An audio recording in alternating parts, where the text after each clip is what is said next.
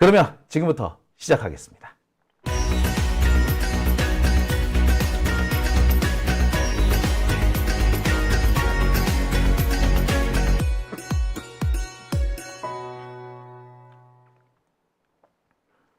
네, 오밤중의 뉴스 함께하고 계십니다.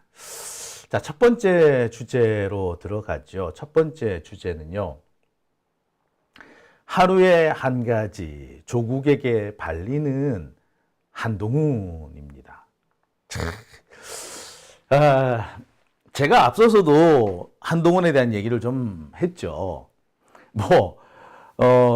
일제 샴푸니가 어떻느니, 위조된 표창장이 어떻느니, 그런 얘기를 하면은, 아니, 우리는 할 말 없나? 자, 제일 대표적인 것이 수원 삼성의 축구 선수였죠. 지금 다른 곳으로 갔습니다만, 김건희 축구 선수가 있었습니다. 그 축구 선수의 백넘버는 9번이었어요. 도이치모터스가 수원 삼성의 스폰서이기도 했죠. 그래서 그 김건희 선수의 이 유니폼은요, 도이치모터스 9 김건희라고 찍혀 있었습니다. 그런 거 입고 가면 어떨까요? 노란색 휴지, 제가 말씀을 드렸죠. 무궁무진하지 않습니까? 자, 이처럼 한동훈은 하나는 알고 둘은 모르는 참 단세포 생물인 것 같습니다. 그런 방식으로 그 말을 함부로 하다 보니까 거의 내뱉듯이 하다 보니까 저 같은 사람한테도 발리는데 조국 대표한테는 오죽하겠습니까? 거의 매일 하루에 한두 가지씩 발리고 있죠. 이재명 대표는 이제 한동훈은 상대해 주고 싶지도 않는 것 같습니다. 그냥 피식 웃고 말기도 하고요. 말도 안 되는 헛소리 한다라고 얘기를 하기도 합니다. 또는 무슨 말을 그렇게 하느냐라고 어처구니 없어 하기도 하죠. 개판 어쩌고 정치를 개같이 이 말을 듣고서는 이재명 대표가 눈을 동그랗게 해서 진짜 개같이란 말을 썼느냐 기자한테 되묻기도 했죠. 그런 과정을 보면서 한동훈은 스스로 자기가 표를 깎아먹고 있다는 걸 모르는 모양이에요. 그런데 오늘 또 발렸습니다. 쥐뿔도 모르던 한동훈이 조국식 사회주의가 어떻다는 등 개폼을 잡는다는 등 이런 헛소리를 했다가 무식하다라고 되돌려 받았다는 거죠. 참. 예, 이제는 한동훈이 조국 대표한테 혹은 이재명 대표한테 처발렸다라는 기사 새롭지도 않아요. 자, 오늘 제가 준비한 첫 번째 주제 얘기를 좀 본격적으로 시작을 해볼게요. 자, 오늘 한동훈이 인천 어디 가가지고 선거운동을 했던 모양입니다. 그러면서 조국식 사회주의, 자기들만 잘 살자는 거다 라는 이런 이상한 소리를 떠버려 댔습니다. 알고나 떠들었나? 조국식 사회주의라고요? 아이고 참네. 그거 이상하네. 뭔 소리를 하는 거지? 라고 봤더니 얘는 이렇게 얘기합니다. 조국 대표가 동일 노동 동일 임금 얘기를 했어요. 동일 노동 동일 임금 이 얘기를 하니까 이게 대기업 임금 깎겠다고 하는 이 주장이다. 그리고 개폼을 잡는다라고 했어요. 대기업 임금 깎겠다고 한 거는 누가 한 겁니까? 예, 윤석열이가 한 얘기잖아. 대기업의 귀족 노조가 설치는 바람에 중소기업들한테 제대로 임금 지급 여력이 안 생긴 거 아니냐. 대기업 노조 때문에 중소기업이 피해본다. 그러고 떠들었던 게 누굽니까? 그래서 귀족 노조 우선했던 게 누구예요? 지들이잖아. 근데 갑자기 대기업 임금 깎겠다. 이런 식으로 얘기해. 그러면서 노력과 이런 자신의 노력에 대한 대가를 충분히 받아야 되는데 그거를 부인한다는 둥. 대기업 들어간 게 노력의 대가인가? 중소기업에 가면 노력의 대가가 아닌가? 그렇게 낙인이 평생 찍혀야 되나요? 노력은 그러면 학교 다닐 때만 하면 되고 취업하기 직전까지만 하면 되고 취업 이후에는 그럼 노력 안 하고 쭉 지금까지 했던 걸 받아먹으면 살아야 되나? 웃기는 놈 아니야. 자, 그런 이상한 소리를 했어요. 심지어 대한민국 돈을 구석구석 범죄로 쪽쪽 빨아먹는다. 이런 헛소리까지 합니다. 도대체 얘는 뭔 소리를 하는 거예요, 이거? 뭐 알기나 아는 거야? 자, 한동훈이 이런 얘기를 한 거는요. 그냥 지 입에서 나오는 대로 그냥 마구 내뱉은 거에 해당되는 겁니다. 동일 노동에는 동일 임금을 주는 게 맞는 거 아닌가요? 그게 시장 원리에도 맞는 거 아닙니까? 시장이 다르게 형성되나요? 예, 임금 시장이 달리 형성됩니까? 아닙니다. 동일 노동에는 동일 임금을 지급하는 게 맞아요. 근데 그게 뭐 잘못됐다고? 자, 그러면서 또 한동훈이 시비를 턴 게 뭐였느냐? 자,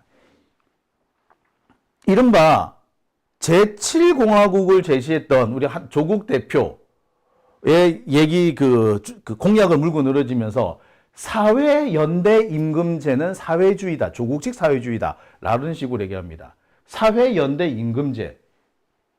야, 이거는, 아니, 임금을, 사회가 전체 연대를 해가지고, 임금 격차를 줄이자는 얘기예요. 임금 격차를 줄이자는 게, 이게 사회주의입니까?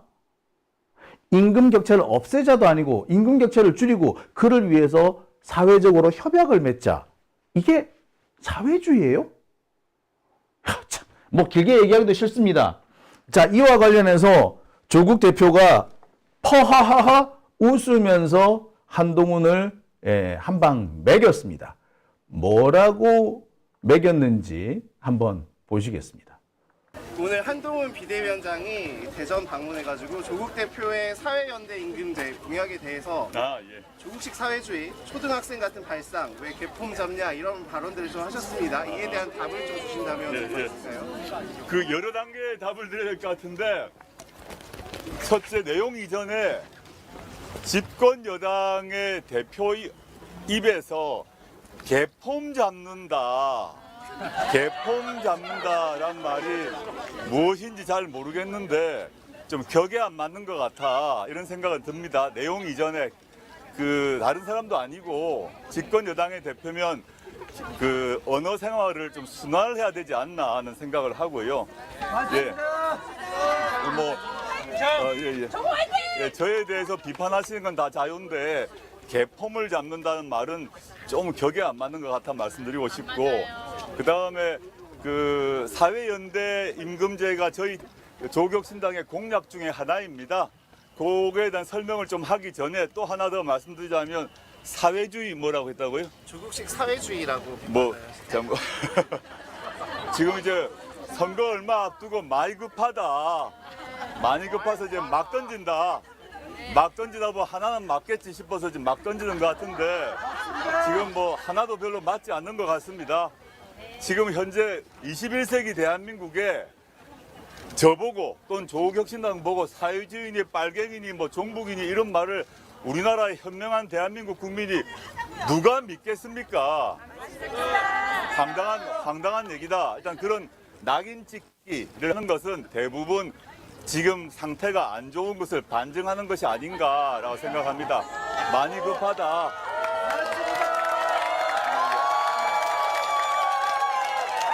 그러고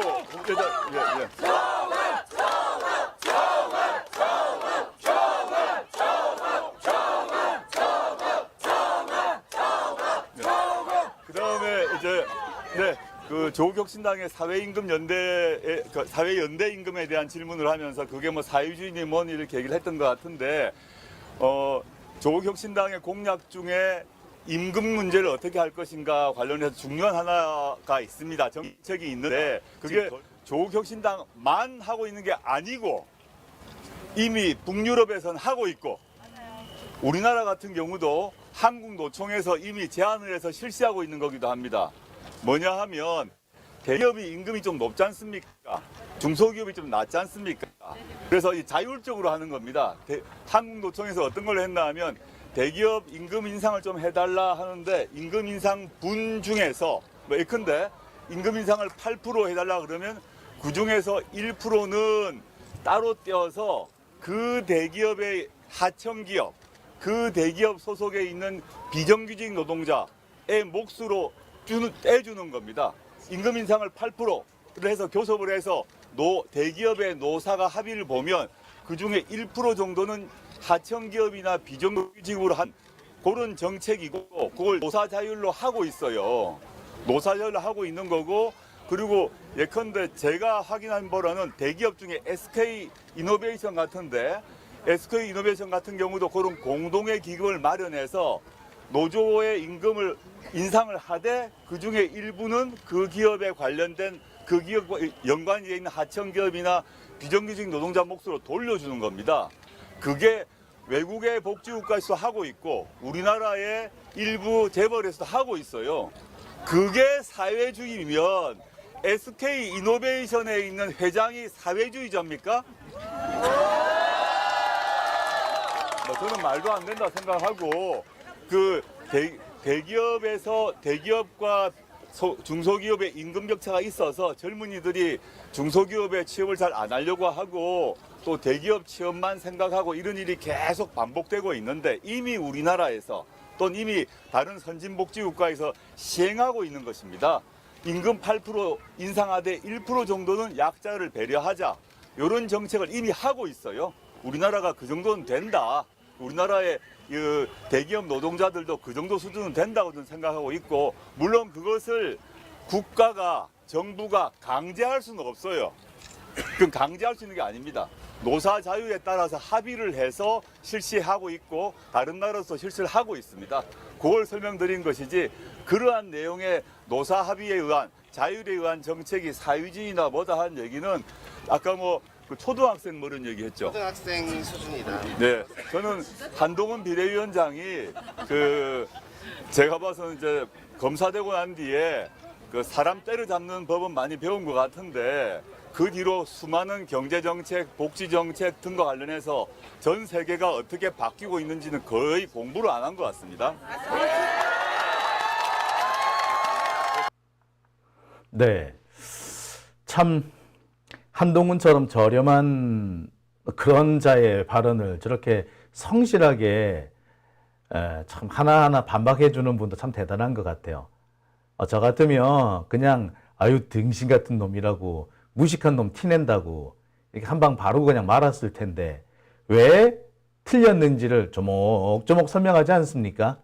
이럴 때 쓰는 말이 조목조목 반박한다라는 것인데 지금 언론에서는 조목조목 반박한다는 말 잘 안 써요. 한동훈이가 뭐라 그러면 조목조목 잘도 말 갖다 붙이더니 벌써 여기서부터 이 언론이 얼마나 기울어진 운동장인지 드러나는 거 아닌가 싶기도 합니다. 자, 여기서 짚고 넘어갈 게 있습니다.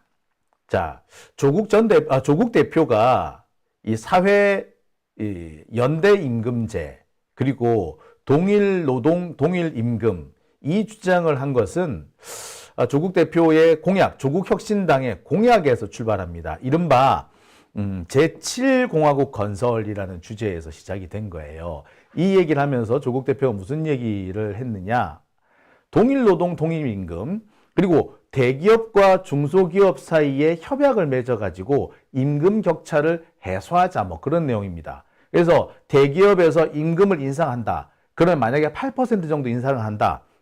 그럼 1% 정도는 중소기업이 임금을 올릴 수 있도록 그런 것들을 좀 지원해 주자. 그리고 그렇게 해서 대기업 쪽이 이 손해를 봤다. 어떻게 보면 양보한 부분에 대해서는 세제 지원을 하자는 거 아닙니까? 이거 뭐 나빠요? 이게 사회주의인가요? 저는 상식적으로 이해 안 됩니다. 이게 사회주의예요? 아니 한동훈은 지가 모르는 거는 다 사회주의인가 봐. 지가 무식하다는 생각은 안 하고 지가 모르는 건 다 사회주의라고 하는 것 같습니다. 얼마나 어처구니가 없었으면 조국 대표가 웃으면서 받아쳤죠. 여기서 드러나는 것이 이른바 깜냥의 차이라는 겁니다. 한동훈하고 조국 이 두 사람의 깜냥이 이렇게 차이가 나는 겁니다. 윤석열, 한동훈 이들의 깜냥은 딱 거기까지인 거죠. 깐족되고 무식한데 지 무식이 탄로날까봐 어거지 쓰고 어거지 쓸 게 없으면 사회주의 이렇게 갖다 붙이고 그래도 안 되면 범죄자 갖다 붙입니다. 그냥 막 받아 막 던지는 거죠. 조국 대표가 말했듯이 막 던지는 거예요. 지금 막 던지는 거. 근데 참 저는 여기서 이상하다 싶은 것이 있습니다. 원래 여당이 이렇게 하는 건가요? 지금 한동훈 하는 꼬라지를 보면 글쎄 야당도 이런지 요새는 그렇게 안 할 것 같아요. 응? 원래 여당 권력을 가지고 있는 집권당이 그걸 공약을 제시를 합니다. 우리는 이렇게 하겠다. 우리한테 권력을 주면 이렇게 하겠다. 라고 설명을 하는 거예요. 공약을 먼저 제시를 합니다. 그리고 여당이 제시한 공약을 야당이 비판을 하죠. 이게 정상적인 구도입니다. 근데 지금 윤석열도 그렇고 한동훈도 그렇고 공약이라는 게 없어요. 지들은 그래서 뭐 할 건데? 임금 격차 해소를 위해서 지들은 뭐 할 건데? 지금 중소기업과 대기업 사이 임금 격차 상당히 크다는 거 널리 알려져 있죠. 대기업의 임금은 억대 연봉이 꽤 나옵니다. 하지만 중소기업으로 내려오면은 그 임금이 절반 수준까지 떨어져요. 널리 알려진 얘기 아닌가요, 이거? 언론사도 마찬가지입니다. 방송 3사나 조중동이나 뭐 그런 곳에서는 억대 연봉을 받는 사람이 수두룩합니다. 하지만 중소기업, 그러니까 보통 경제지 이런 데로 오면은요, 억대 연봉은커녕 기껏해야 5, 6천만 원 받는 그런 사람들도 그렇게 많지 않아요. 그렇게 되면은 아니 생산하는 콘텐츠의 차이가 뭐 요즘 조중동이나 일반 언론이나 뭐 차이나 있나? 그게 그거 아닌가? 자, 그런데 그렇게 임금 차이가 많이 나야 되나요? 아니잖아. 이 임금 격차를 어떻게든 해소해 주는 게 맞는 거 아닙니까? 그래서 도대체 여당 한동훈 니는 임금 격차 해소를 위해서 뭐 할 건데 지들이 뭐 할 건지에 대해서는 아무런 얘기를 안 하는 거 아닙니까? 무슨 여당이 이래요. 그러면 그 야당이 대안을 제시를 했는데 대안을 대고 뭐 건설적인 비판을 하는 것이 아니라 기껏 한다는 게 사회주의 운운합니까? 그래서 니들은 뭐 할 건데 조국이 사회주의면 그래 자유민주주의 한동훈이 니는 어떻게 할 건데 니 정책은 뭔데? 이래놓고도 여당이라고 할 수 있나요? 이런 자들한테 과연 의석이 갈 수나 있을까요? 대파만 해도 그렇습니다. 대파 가지고 쌩 난리가 났으면 적어도 농산물 유통이나 또는 지금 현재 야채, 과일 이런 것들의 폭등, 농산물 가격 폭등에 대해서 어떤 대책을 가지고 있다라고 설명하고 국민들로부터 이해와 지지를 얻으려고 하는 게 그게 여당 아닌가요? 그런데 대파 못 들고 다니고 하는 게 그게 지금 한동훈과 윤석열의 꼬라지입니다. 이게 여당이에요? 이거는 무능 그 자체예요. 무능 그 자체. 요새는 자체란 말보다 잡채라는 말을 더 쓰더군요. 예, 무능 그 자체죠, 말 그대로. 이게 무슨 여당입니까? 이래놓고 뭘 하겠다는 거야? 이래놓고 표 달라고 하는 건가? 아니, 이래놓고 지가 여당 대표라고 하느냐고요? 그리고 대기업 임금 삭감하려고 했던 건 지들이 했던 거 아닌가요?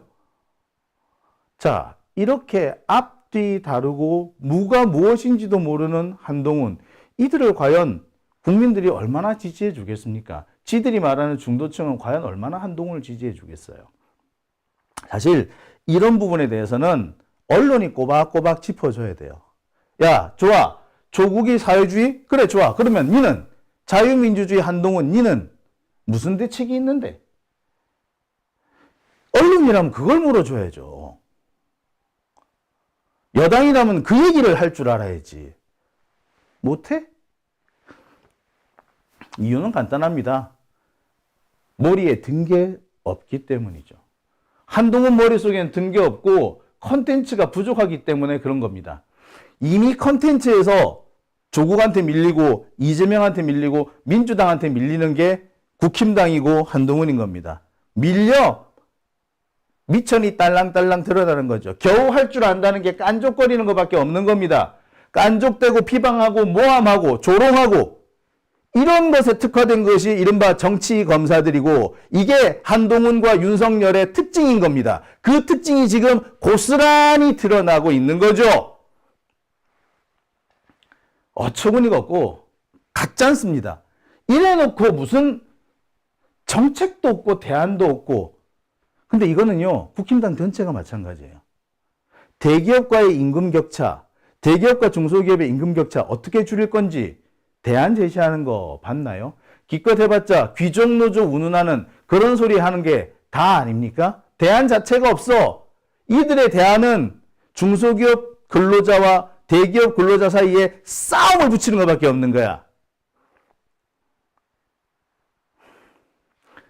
그러니 이들한테 과연 정권을 맡겨야 되겠습니까? 가짜나 죽겠어. 안 되니까 요새 못 쓰는 겁니까? 예. 지가 할 말이 없고 정책이 없으니까 기껏 해 나오는 게 사회주의 운운 하는 거죠. 정말 이런 자들이 대한민국의 여당이 됐다는 것이 참혹하고 쪽팔립니다. 이런 자들한테 표를 주는 사람들이 1000만 명이 넘는다는 게 정말 기겁을 하겠어요. 무섭습니다. 바보를 그 자리에 세워둬도 빨간색만 칠해놓으면 빨간색 옷만 입혀서 내잡으면은 다 표 찍어준다는 얘기 아니야. 자, 바보를 앉혀놔도 국힘당 이름만 국힘당 배지만 붙여놓으면 당선된다고 작대기만 세워놔도 된다고 하는 그 황당한 얘기가 현실이 되고 있어요. 우리가 그렇게 얘기하죠. 바보를 세웠는데도 당선시키는 국힘당 지지자들, 이찍들. 예, 그 대표적인 사례가 누굽니까? 예, 박근혜죠. 그리고 윤석열입니다. 그리고 그동안 대한민국이 얼마나 후퇴했는지. 자, 그나마 박근혜 때는 유승민이라는 애도 있었죠. 그나마 유승민이 정책이라는 부분을 담당을 해서 그나마 버티기는 했던 거죠. 근데 윤석열은 유승민이라는 애를 감싸안을 그럴 아량도 없었던 거지. 결국에 이 꼬라지가 나선 겁니다. 정말 아찔한 상황이에요. 지금 상황이 조금만 이어진다면 이번 총선에서 국힘당 의석이 100석 밑으로 떨어지지 않는다면요. 대한민국의 미래는 없습니다. 100석 조금 넘으면 안 될까? 103석, 102석 이것도 안 될까? 예, 안 됩니다. 윤석열을 제대로 통제하려면 200석 이상이 돼야 돼요. 개헌도 할 수 있고 탄핵도 할 수 있고 무엇보다 대통령의 거부권을 막을 수 있는 수준까지는 가야죠. 그렇지 않는다면요, 지금처럼 계속 될 거예요. 그 국회 의석에서 의미 있는 의석은 몇 가지가 있습니다. 100석이 일단 중요하죠. 100석을 넘으면 개헌을 막을 수 있습니다. 120석을 넘으면 특정 정당이 함부로 의사 진행을 못합니다. 이른바 국회 선진화법에 딱 걸리죠. 국회 선진화법이 180석 기준 아닙니까? 그러니까 100석, 120석, 150석, 그리고 180석, 200석. 의미 있는 기준은 그 정도입니다.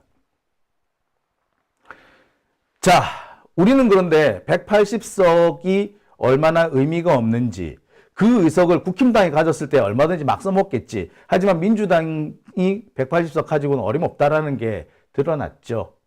200석은 넘어야 되는 겁니다. 180석을 가지고도 아무것도 못했던 이유는 수박들 때문이기도 하죠. 그들이 계속 개혁을 미뤘기 때문에 이런 문제가 생긴 겁니다. 개혁을 하는데 사소한 문제를 꼬투리 삼아서 개혁의 발목을 잡았기 때문이기도 합니다. 이제는 두 번 다시 그런 짓을 한다면 이제 개작살이 나겠죠. 고민정 의원 이번에 당선이 될 것 같긴 한데 당선된 이후에 언론개혁안에 또 어깃장을 놓는다면 예, 이번에 진짜 골로 보내버려야죠. 다시는 정치 근처도 못 오게 만들어야 될 겁니다. 뿐만 아닙니다. 검찰개혁과 관련해가지고 계속 어깃장을 놓는다면 뭐 주철현이니 김회재니 송기헌이니 박범계니 이런 사람들 다시는 국회에 발을 들이지 못하도록 해야겠죠. 자, 오밤중의 뉴스 함께하고 계신 지금 시각 11시 54분을 지나고 있습니다.